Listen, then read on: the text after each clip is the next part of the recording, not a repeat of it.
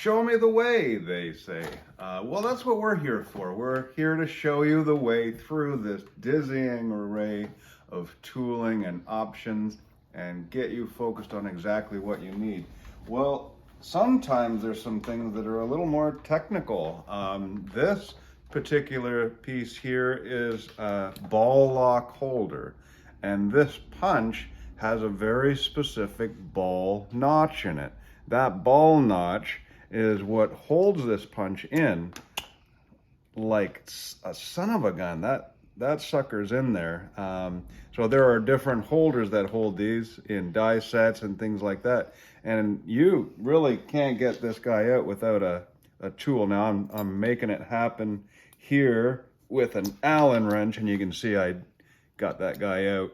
But there's more sophisticated tools than that.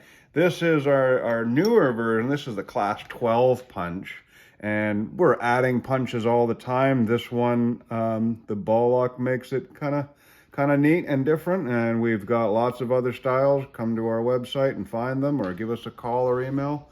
Thank you very much.